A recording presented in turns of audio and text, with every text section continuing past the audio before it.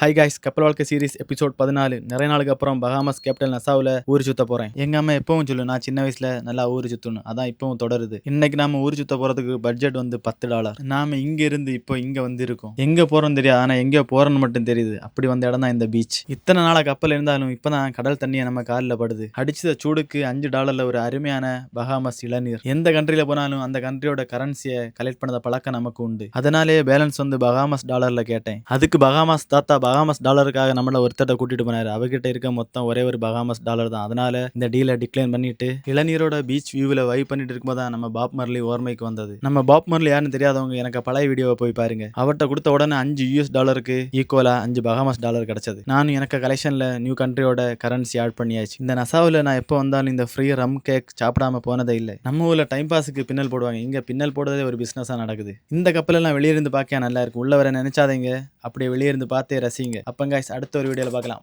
பாய் பாய்.